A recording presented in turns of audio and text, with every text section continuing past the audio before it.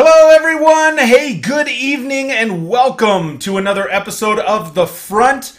Right now, we're going to be going on a live leadership lesson. But first, as always, as a quick reminder, please check out the website at leadtheteam.net for free sales training, for motivational content, and for leadership tips. If you would, cruise on over to leadtheteam.tv, subscribe to that YouTube channel, because I want to make sure you get notified every time I drop a new episode or when I'm going live just like this.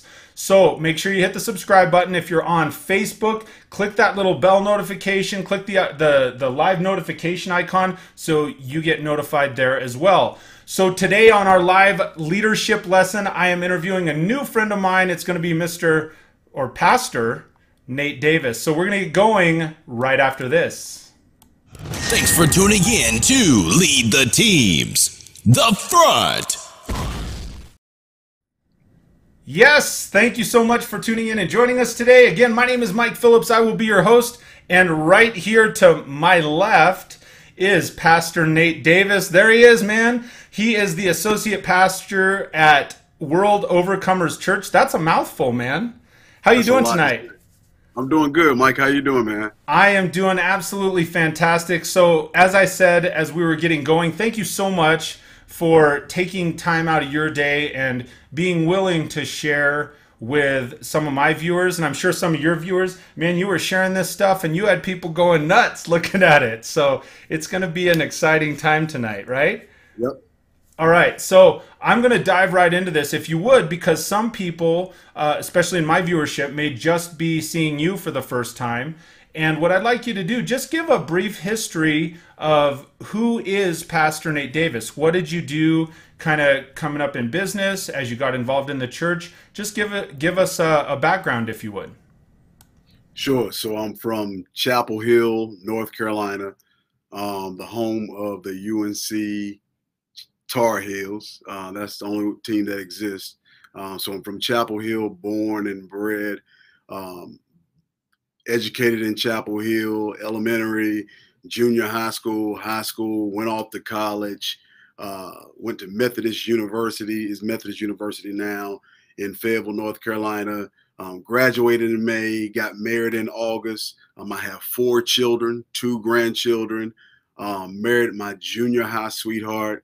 I am the associate pastor at one of the best churches in the whole wide world, World Overcomers Christian Church. And I started out as a school teacher for 10 years before I got called into the ministry. Mike had this plan for my life that I was going to be a college basketball coach.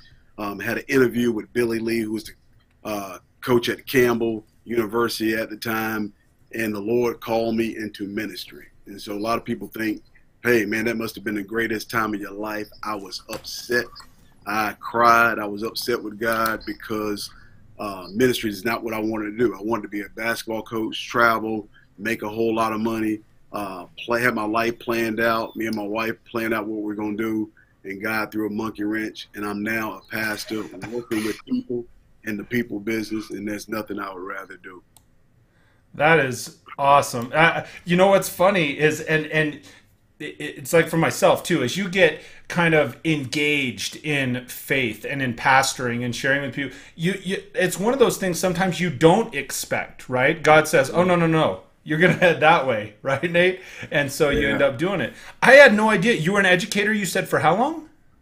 I was an educator for 14 years. Okay. I was an educator for 14 years, taught middle school, PE, health and PE. I was 21 then, so I was still like the cool teacher, Right. It's like, hey, Coach Davis is cool. These other people, they're old, so they kind of like Coach Davis. And it's where I kind of learned my greatest leadership beginning out. I had some other experiences with leadership early on, but when I was at McDougal Middle School in Chapel Hill, North Carolina, shout out to McDougal, one of my experiences was, Mike, and this is so interesting, great story. I got asked by a group of girls to coach middle school lacrosse. Okay. Now, the problem with that is I've never seen a lacrosse game, never played lacrosse, and don't know how to play and don't know any of the rules. And so they said, "Hey, Coach Davis, will you coach us lacrosse?" Because they were students of mine, some of my favorite students to this day. I'm marrying one actually October 20th. Casey Burns, I'm marrying her. But my point is, I told them, no, I'm not going to coach you ladies. So they had a dad who was like one of the volunteers. And so I'm up in my office one day, and I hear this man. He comes up, and he's using some words that a pastor can't use. You understand what I'm saying? I hear you. I hear you. And one of the things that you don't do in lacrosse is, in practice, if the goalie doesn't have a mask on their face, you don't shoot on goal. Okay. And so I had a couple of girls who were on that team. Their dad was like All-Americans at UNC, had won a couple of national championships, and she took the ball and she shot on goal and broke this guy's nose. Oh, no. And he quits, and he says, and the girl said, "Hey, I guess you have to be our coach now." And I said, "Yeah, okay, I'll coach you. This is what we have to do." Now, the girls can't know I don't know anything about lacrosse, and I never played. And so what I did was I met with them every day before practice, had them write out a lesson plan, a practice plan, and I said, if I say something wrong in practice, don't ever correct me in front of anybody. Do it privately so they'll know what I'm doing. We went 11-0 and won the championship, and it's probably one of the greatest coaching and leadership experiences I've ever had. That is absolutely phenomenal. And as you're talking, here's the thing: you're saying we went 11-0. As silly as it is, I am literally halfway across the United States from you, and I got goosebumps. You're telling the story because you're excited about it, And I was so excited. And I could not. It's so cool to hear about people's backgrounds. When you're saying, "Hey, I was an educator, I was a coach, now I'm a pastor." I could not think of somebody like those three things put into one human have to make such an astonishing person in a leadership role. Like, that is awesome. The biggest thing about that was the coaches for the other teams, they had played lacrosse, knew the rules, and were veterans in lacrosse. When we played, I didn't even wear the proper lacrosse coaching uniforms. I'm fresh out of college. I got on some basketball shorts, hat turned backwards, and a t-shirt. They have on collared shirts and like notepads and stuff like that. But the thing of leadership is not who knows the most information, but who can get the people to follow and work hard. Absolutely. And the thing about it, even though they had a lot more information than I had, I knew which buttons to push to get my girls to work hard. Now, it did help. I had 3 All-Americans kids on the team. Right. So I said, everybody's going to get to play. You just cradle the whole time down, score 10 goals, and I can put these other people in. That's well, the cool thing is, and that has to take a lot of fortitude from you, because in a sense, you're being coached by your 3 All-Americans, right, to be able to coach the rest of them. So that takes a certain level of humility and understanding, right? And certainly, here's the thing that I hear that's really cool from you is that takes a lot of trust from those girls in you as an individual. So, and I had to let them not know what I couldn't do. So I never picked up a stick. Absolutely. That's awesome. If you did, you stood on it, right? You hung off to the side. You're like, here we go. I look the part. So let me ask you right now, as it pertains to your life, fast forward. Now, here's Pastor Nate Davis or Associate Pastor at World Overcomers Church. So if there was something that you're known for right now, what would people, if they said, oh, you know what? That's Pastor Nate, in 1 or 2 or 3 words, what would that be, Nate? That he loves people and he's relatable. I'm a big people person. I'm very relational. I'm a people person, and I think that's the thing that helps me with leadership is people know I care, and they know I genuinely care. It's not like a thing to check off. Care about people, and you can be a good leader. They know I genuinely care. So I feel like I can lead people and get them to do things, because at the end of the day, they know that I'm asking them out of something that's going to benefit them first, and then it's going to benefit me. You know, whenever I'm counseling somebody or, you know, giving somebody advice, I tell them this benefit is for you. It's not for me. I'm not doing anything out of selfish ambition or what I can get. It's for you, because one of the things that happens in leadership is you want to see people be the best them that they can be. And I think when people genuinely know that you feel that way and you care about them, then they say, you know what, that's somebody I can follow. So I'm a big people person. I'm very relational. I know you're out in Colorado. I'm from the South. So I'm going to ask, yep, how's your mama doing? Where's your kids? And, you know, what's going on? One of the things that I had the privilege of doing is I was around the UNC basketball program for a long time, worked camp for 11 years with like Dean Smith. And one of the things that he was always known for is whether he met you once or twice or 20 years, he could remember one thing about you. Wow, that's a strong... He always remember one thing about you. And so that kind of made people feel like, man, this person really cares. Yeah, that's a strong statement. When you can remember something, you know, one thing about somebody, what would you say that that's one of the keys to you being relatable? I mean, because there are a lot of people that'll say, well, I'm a people person, and so that I'm relatable. What are some of the keys? What are some of the things? Obviously, caring, like you said. I like how you said, well, checking the box. And so caring is one of them. What are some other key things that go through your mind when you're saying, hey, I'm relatable to people? On what level? How could, if other people are watching this, what are some things that they could maybe work on or practice that may help them be more relatable to others? Because I think that's a really valuable leadership skill. And I do think it's something that can be learned if you have a genuine caring about it. I think, you know, one of the things is leaders can always demonstrate. When I was a middle school PE teacher, you know, we would have these kids go out and run a mile the first day. Now, I knew the first time I asked them to run a mile, one of the things I had to do was I had to be able to run it the first day. Because if I could demonstrate that I could run a mile, it's going to be the only time I run it. Right. But I'm asking them to do something that I had the ability to do. So whether it's moving chairs or serving food or whatever you're getting somebody to do, you're trying to get somebody to do from a leadership perspective, they have to know that you can do or have the ability to do the same thing that you're asking them to do. So that's one of the things that I learned when I was teaching is leaders have to be people who can demonstrate. And then I think that no matter what job they have to feel like what they're doing is important.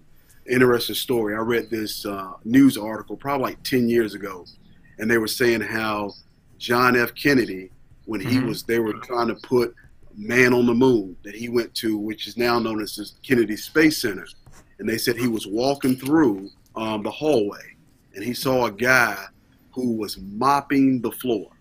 He was a custodian at this place, and he stopped and he asked him, "What do you do? What do you do here?" And he said, "I'm trying to help this man get to the moon." Now you think about this. This is a custodian who is mopping the floor, and he sees what he's doing so significant that it's for the final outcome of which is something going to the moon. So there's somebody in that business, there's somebody in that place that made him feel like, man, this may look insignificant to somebody else, but if you don't mop this floor, we can't get to the moon, which probably made him work really hard because his thing was, oh, I'm not trying to keep this floor clean. I'm trying to help somebody get to the moon. And so I think that whatever position somebody is in, whether it's something that's seen a whole lot, whether it's something that's not seen a lot, that they have to feel like it's kind of what I call they're putting points on the board. Putting points on the board. I think that's, that's, I think, excellent. That is man, I am so glad I've gotten to connect with you tonight because you are so relatable and you're so genuine. And like the story you're sharing, when you're talking about the guy mopping and he's getting somebody to the moon, what goes through my head is it's like, okay, what he's doing is important because that's his purpose. That's his one piece in participating in the whole bigger picture, the whole bigger plan of things. Sure. And somebody from an upper management Mm-hmm. had to tell him, not just one time, but every day, man, you know what? If you don't do that, we don't get to the moon. Really? Yeah, man. And so he started to believe that. Absolutely. He started to believe that. So that affirmation, you know, no matter what position you play on the team, that affirmation, if you tell somebody that long enough, they're going to believe it. It's like, man, I'm part of the team. I'm part of the squad. What I do makes a difference. Well, and what's really strong in that statement is the fact that somebody from upper management saw the value in that human. They saw the value in that person. They said, look, here's what's so important. And they made what he was doing, regardless of what it was, so valuable. And it's the president of the United States. Absolutely. Let me shift gears on you a little bit, because you are a past. Okay. Thank you so much, because you've shared so much insight so far on leadership. How would you say, you know, leadership in the business world relates to kind of those leadership skills in the church world? Are they the same thing? Are they different? Do you need different skill sets? Leadership in business versus leadership, or maybe not versus, in comparison to leadership in the church world? I think that where they are similar is because you're dealing with people. You're dealing with the people. And I think that I think they're all the same. I think it's from, Mike, I think it's from business. I think it's from church. I think it's from marriage. You need people that have different skill sets. And I think that as soon as you put those people where their skill sets, where they need to be, and they understand the role that they play, the faster that you get to where you want to be. Like being married for 21 years, me and my wife, this past August 16th, we've been married for 21 years. And somebody asked me the other day, they said, Pastor Nate, how much money do you make? And I said, I have no idea. And they said, what do you mean? I said, I haven't seen my check in the past 15 years. And they said, what do you mean? I said, man, my wife handles all the money. I mean, when they pass out checks at my job, they don't even put it in my box. And the thing about it is, I realize with her doing that, we win. And so what I don't try to do is, I don't try to do things that at the end of the day, we don't win with me doing it. So my ego is not going to get in the way, or it's not going to be, I'm a man, so man's, no. I like to win.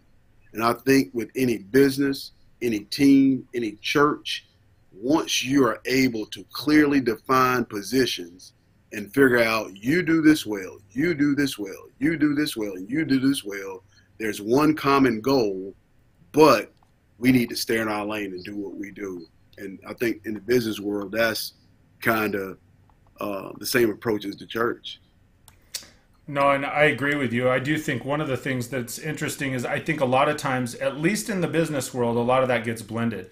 You just said, hey, we got to stay in our lane, right? Some people got to stay in their lane and do what they do it so well that everybody else is able to win. And right. Or that's how I took it, you know. And right. I think a lot of times we blend that. We want everybody to be the ultimate multitasker, right? Well, you got to do all the stuff. Right. But when you look at it, just in comparison, Olympians don't do all the events. They get really good at one. Yeah. So, gosh, there was another question as we were speaking. I'm going to shift gears for just 1 second, because you brought your wife up, and she is an awesome lady. I will tell you, I should have invited her with you. You guys are like a team, because when you and I met, I'm going to give the viewers a little insight. When you and I met was because of a mutual friend, Lily Williams. Mm-hmm. Shout out to Lily, right? The network king.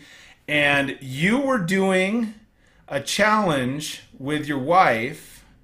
So tell it, just because that takes some guts, man. That takes some leadership right there. So tell us about that. Back in the day, you had to have a talk game. You know, we didn't have text, and we didn't have Instagram and Facebook or whatever, but you had to figure out what you were going to say to a woman when you walked up to them. You know what? I almost missed my opportunity because when I met my wife, I was this guy who was playing basketball at our junior high, and I was pretty good. And I walked up to her and I said, "Hey, what's your name?" And she said, "I'm Tequila." I said, "Oh, cool." And she said, "What's your name?" And I said, "You know who I am. You know." And she said, "No, I don't." I said, "Come on. Everybody around here, they know who I am." She said, "Well, you know what? If you can't be serious, then I don't want to talk to you." So that brought me some humility. Way to go, right? But, the thing about it is people had to have talk game back in the day. You know, you had to have something to say to them. And, you know, you were so young then, you just kind of, you know, heard a song or something. Some people say that I'm just an old-fashioned guy, but I believe in love and all that it means. I would never say no to anything. I've been thinking about you for quite a while. You're on my mind every day and every night. My every thought is you, the things you do. I'm so satisfied that I can't express it, girl. So you took songs and you tried to, you tried to figure out love unconditional. I'm not asking this of you, but girl, to make it last, I'll do whatever needs to be done. You know, that's New Edition. Can you stand the rain? Oh, absolutely. And so we met by doing this. You're a former DJ, so you know all these songs. Yeah. All summer long, we've been together. It never felt so good. 'Cause when with you, it's such a good time. Yes, it is. And when you get close to me, you make my heart beat fast. You do me bad. That was the one you quoted. Kissing game. Yep. So that was my former Bible. And so I did this challenge that you had to come to your wife or the person you were dating with your best talk game. And that's how you and I met. Absolutely. And I think I brought it, man. I think I brought it. Even so for those of you that are out there, right? And just to be clear, Nate's not talking to me right now. He's repeating, right? He's repeating the things. I'm repeating. Yeah. And so we got we got connected, man, and it's been so fun because I do watch several of yours and your wife's. You do what's it called? Car Chronicles? It's called Date Night Car Chronicles. Date Night Car Chronicles. And so I will tell you, if anybody's watching this, you have got to connect with him and watch those. And Nate, don't get me wrong, I love you, man, but your wife makes the show. She does. She does. She does. All right. So okay, back to our originally scheduled program. So let me ask you real quick. So we talked about some characteristics that define a leader. You're talking about people being relatable and that leaders can demonstrate and that they make sure that what everybody's doing is important, to the task at hand and so forth. Right. So let me ask you a question because we're kind of coming to the tail end here. I've got two questions I want to make sure and ask. One of them is if you could go back, you hear that, if you could go back and ask your teenage self, and I don't ever ask that question, but I tee it up this way. So since you can't go back in time and I can't go back in time, what one piece of advice, if there was one thing that you were going to give to a future up-and-coming leader, maybe another associate pastor, someone in business that has all the potential in the world, if you said, you know what, here's what you need to do, and this is a broad stroke, right? Because it's not specific to the person. What's that one thing you would say, hey, here's what you got to go after, man. Here's what you got to do, and you will be successful. I think once you find out what you're called to do, don't put so much pressure on yourself to get there. I do believe in plans. I'm a big planner, but everybody's, just kind of really strategic and I got to be in this place and I got to be in that place and I got to talk to this person. And I do believe in networking, but if you're so trying to get to a place, one of the things that you're not able to do is you're not able to appreciate the journey. Me being a pastor, I never saw this.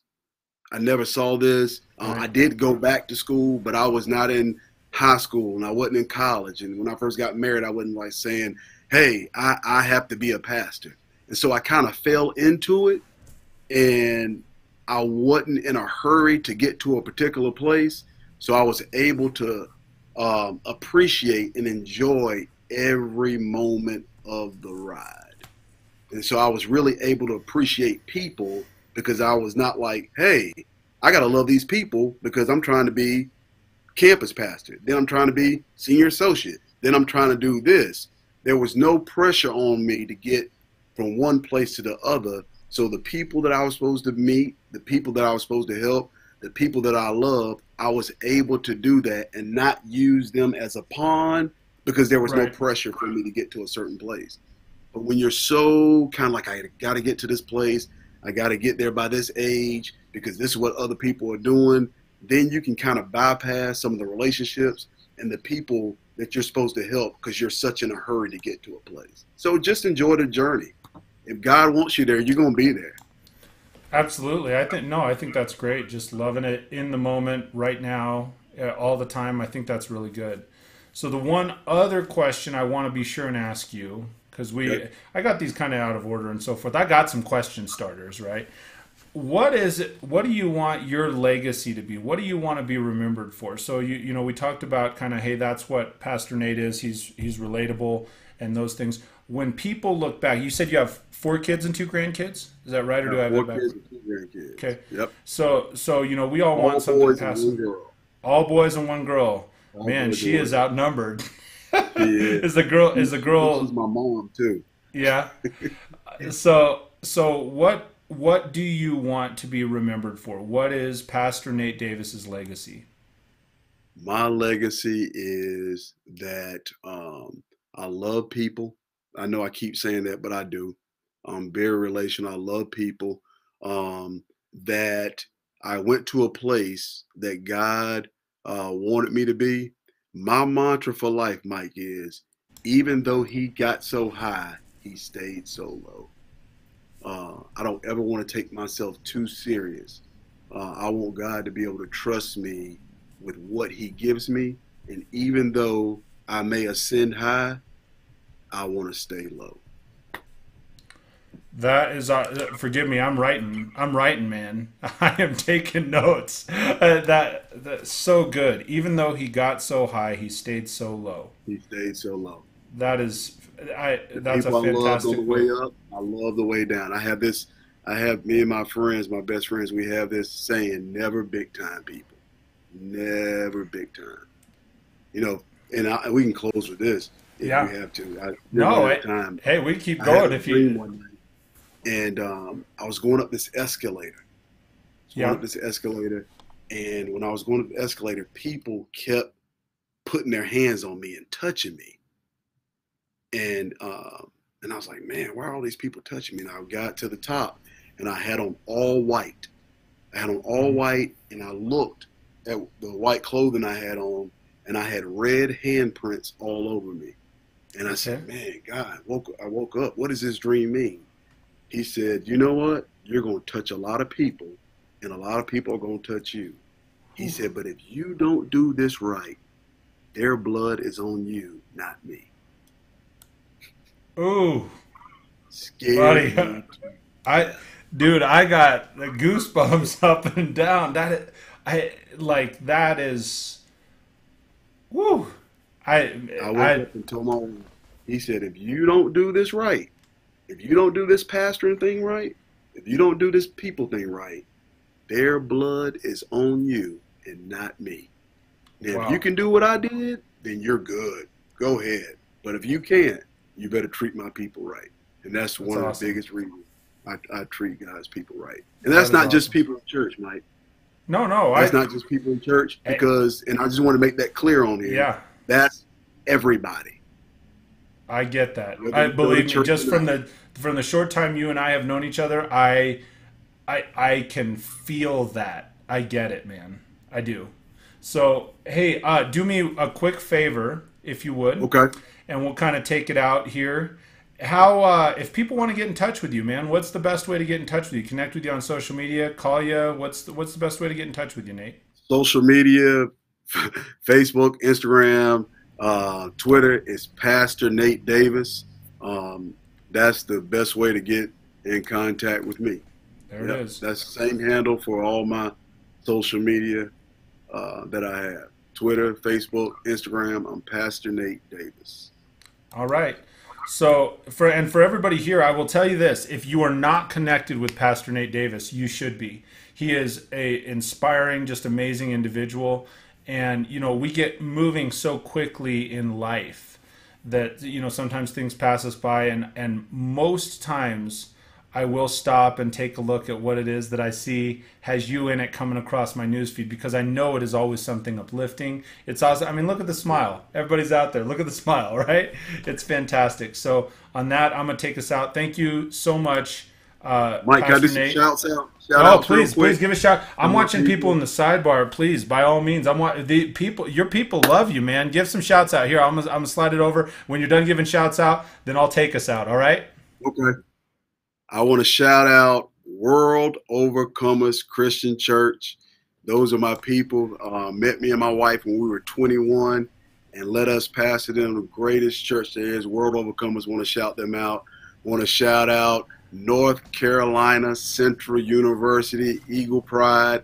I want to shout them out, and all my friends and family in Chapel Hill. People from Chapel Hill watching, and then my adopted city, where me and my family have been the past 15 years, Durham, the Bull City. Want to shout them out. And thanks for everybody for watching. Love y'all. Love my wife. Love my family. My mama's watching. My daddy doesn't do social media, so he's not watching. And thank you, Mike, for having me. Yes, absolutely. Thank you for being on the show, and for everybody out there, really connect with Nate. He is awesome. So thank you. And that's a fun set of shout outs, man. You got people that love you over here. So you ever seen a gangster vegan shirt? Gangster vegan. I have now. I have now. Gangster vegan. Yeah, that's hardcore in a whole different way, man. It is. All right. So for everybody that tuned in tonight for our live leadership lesson with my friend Pastor Nate Davis, awesome show. Do me a favor, please. You need to share the show. Click the share button. Connect with Pastor Nate, because he is an awesome and inspiring individual, and we want to get the word out and share it with other people. So please click the share button, click the loves, click the likes, and make sure that you are tuning in each Wednesday at 7:05 p.m. Eastern. That's 5:05 p.m. Mountain for another live leadership lesson. I'm still posting episodes of The Front on Sundays as well. They're recorded episodes, so please check out leadtheteam.tv for more live leadership lessons, more episodes of The Front, and I look forward to seeing you back here soon. Until we speak next, I'll tell you what, everybody, I hope you have an absolutely fantastic day. We'll talk to you soon, everybody.